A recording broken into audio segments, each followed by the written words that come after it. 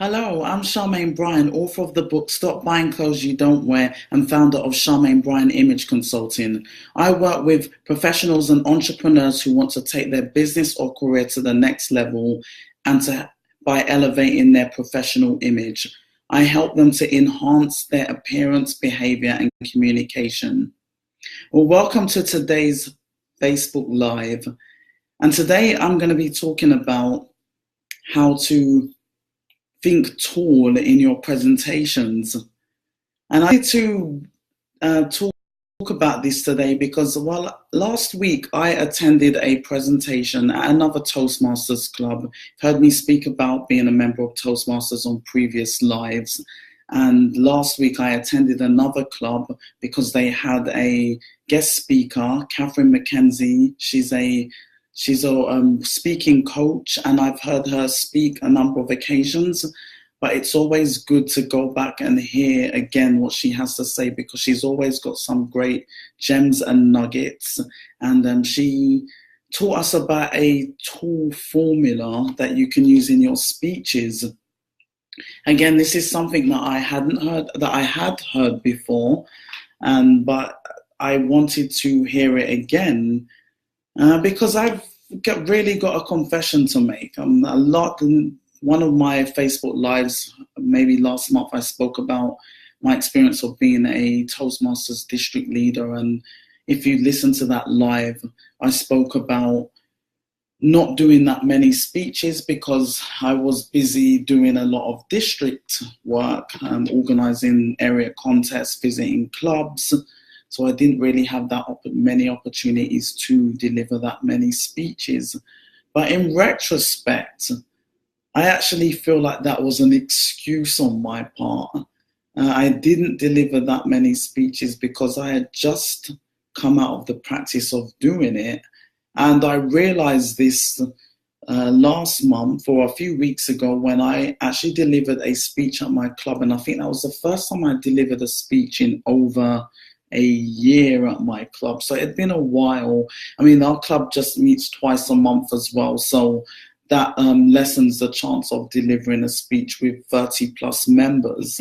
But I hadn't delivered one in a while. I mean, in terms of a prepared speech, not an impromptu speech or just speaking in general in other roles. So that was really challenging because I'm in an advanced Toastmasters club where, we very much focus on evaluations, in-depth evaluations.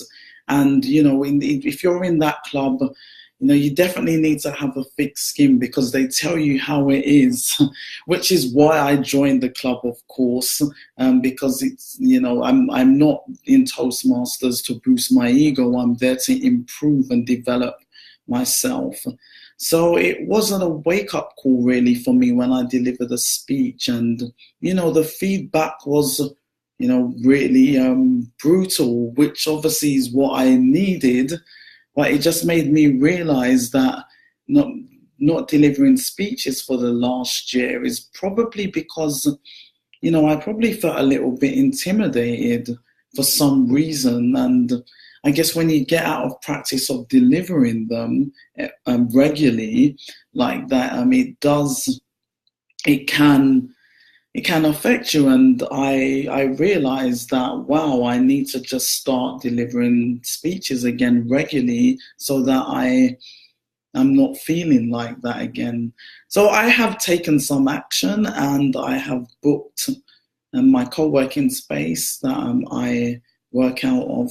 Sometimes, well, most times, I booked a meeting room and I am going to deliver a lunchtime presentation in 2 weeks. So if you are in Toronto, I'll post the link in the comments at the end, the Eventbrite link. Once it goes up, you're invited to come down to see me speak at Centre for Social Innovation, Regent Park, at lunchtime, 1 p.m.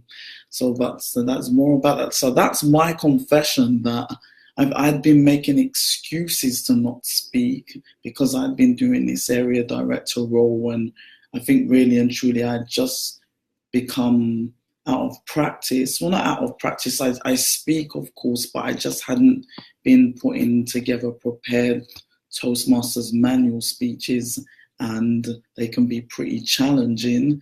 And I guess I had been avoiding it and using this as an excuse. So from this forward onwards, no excuse, looking for opportunities to speak. And as I said, I booked a presentation, and I also just applied to speak at Speaker Slam, which is in Toronto. It's an event. It's the Canadian Inspirational Speech event that happens every month in Toronto. It's a great event. I've been to many occasions. I've participated in their pitch contest and their passion speech. So finally, I want to speak on the stage as a speaker in the contest. So hopefully I get picked and watch this space. So last week I attended another Toastmasters club. I said it was another advanced club actually. So my first time there. They meet on Fridays at lunchtimes in Toronto, so that's probably one of the reasons why I'd never been. But as it wasn't a typical Toastmasters meeting. They did have a guest speaker, Kathryn Mackenzie. And as I said, I've seen her speak before. I've got her book, and she's great. So I definitely wanted to see her again. And she was talking about what Craig Valentine coined the acronym TALL. In speeches. If you want to give successful speeches from start to stage, as Kathryn would say, it's really about using the TALL formula. So TALL is an acronym, and that stands for Think, Act, Laugh, and Learn. So I'll just go through what they are and how you can apply them. So think. So if you're giving a presentation or a speech to your audience, it's really about getting them to think about what you're going to be speaking about. So when you start your presentation, or even during your presentation, if you address rhetorical questions to them, it's giving the audience an opportunity to think and hear their own voice. So instead of speeding ahead, when you're giving your speech, pause to give your audience that opportunity to hear their own voice rather than just hearing you all the time. That way, it's that opportunity to connect with your audience. It's not just all about you, the presenter who's delivering, but it's about them, so that you can connect with them. And A in the TALL stands for act. So when you're giving a presentation, a speech, or a talk, then there's 3 things you can do. Like, don't try to squeeze too many things into your talk, because when you do that, you lose your audience and they're just not going to engage with you. Just focus on a few things, and then next time you can always deliver a talk on the other things that you missed out this time in your speech or talk or presentation. And also, tell them some stories in your presentation, not just facts. I mean, so whenever I speak, I try to tell them some personal stories or stories of clients, if it's a business presentation, because it gives the audience the opportunity to relate. When you're just giving them straight up facts or statistics, they can't relate to them. They'll be with you for a little while, but they may just drift off if they're not really that way inclined to stick with stats all the time. And I think something that Kathryn did say in the presentation is that facts tell, stories sell. So if you are trying to sell your audience, to persuade them or inspire them, include stories. That way they will buy into whatever idea that you're presenting to them. And another thing is that when you are talking, get them thinking about, well, if you don't take that advice, what will they lose out? What will they lose out on if they don't take your advice, or if they don't do what you would like them to do? Kathryn did say a lot of people are scared of missing out. So if you reflect that in your presentations, tell them why, if you don't do this, this could happen. And I think people fear missing out rather than not taking action. And the first L in T.A.L.L is laugh. Very much, I think when you're presenting, you know, when you go to presentations and there's presenters who are naturally humorous and you laugh. And this is something I've struggled with, especially when I remember I did a humorously speaking advanced Toastmasters manual. And, you know, when you start the manual, it's easy stories, and it leads right up to telling a full humorous story throughout the 5 different speeches. And, you know, certainly something I struggled with is that, you know, you may hear something humorous or a joke and you think, oh, how can that fit into my speech? And I started to think, oh, I'm going to start putting together my talk based around the joke or the story. But what Kathryn said at this presentation is, it's not about adding humor to your speeches, it's unveiling the humor. So when you are telling the stories, it's bringing those characters to life, and the humor will come naturally. So what I do now is I write the speech and then unveil the humor from the speech, rather than I've got loads of jokes and I'm then trying to fit a speech around a series of jokes or a story that doesn't really necessarily relate anything to me. And then the last L in T.A.L.L is learn.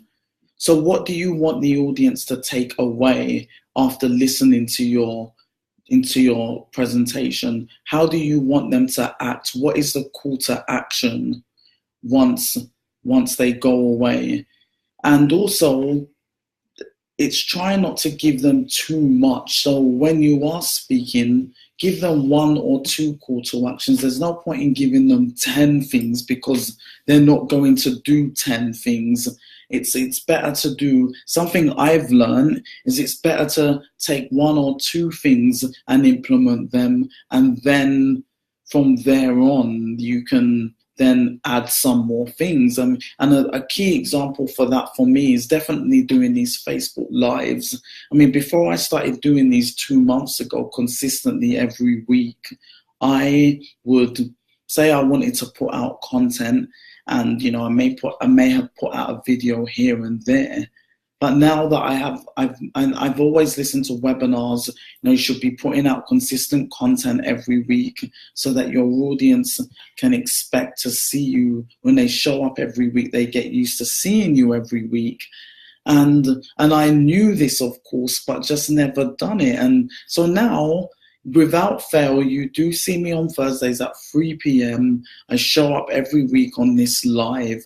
And this is something that I can say, yes, yes, I can clap my hands and say, yes, I am doing this live consistently. But what I'm not doing consistently still is, you know, once these lives are putting these videos on my blog or posting them on other social media, or even promoting these lives sometimes before the fact. So it's a win for me that I show up every week.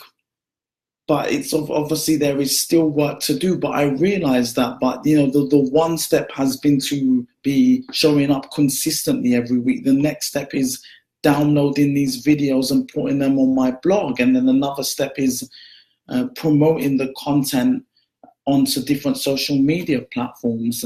So don't take too many steps at a time. Just take 1 or 2 things that you can implement at a time when you're trying to get your audience to do something that you're talking about, so that they act rather than they feel overwhelmed. So to recap, T.A.L.L stands for think.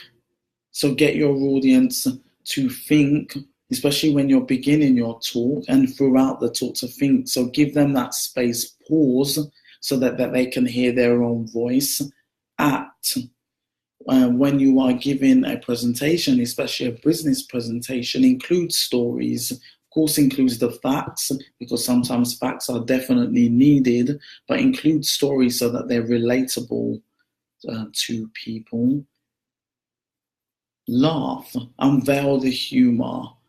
Do not try to force humor into your speeches or try to make a speech or a presentation out of a joke or a story. Write your presentation, write your story, and then when you're thinking of examples, then you can unveil the humor. And finally, as I just said, learn, what do you want your audience to take away from your talk? Ensure that when they do leave, that they can, their call to action, what is their call to action? What do you want them to do? And ensuring that you're not giving them too much to do, that they feel overwhelmed, that they don't do anything. So that is something that I will definitely be using in my talks going forward. I have a number of presentations that I have planned over the summer and going into the fall. So me seeing Kathryn definitely helped me to remember why I need what to prepare when I'm preparing presentations or speeches, and really to just step up and book myself to speak at my club, even if the feedback is brutal, because it's necessary. So thank you for listening to my live today. And if I will post the link, the Eventbrite link to my talk that will be happening in 2 weeks at the Centre for Social Innovation here in Toronto. So if you're in Toronto and you have some spare time at lunchtime on July 12th, you'll be very welcome to come and see me in action, in live action, where I'll be speaking about first impressions and creating that great first impression, which is something that I have touched on my Facebook Lives previously. So thank you for tuning in today, and I look forward to seeing you again next week, 3:00 Eastern Standard Time, the same time. And enjoy this weather, it's beautiful.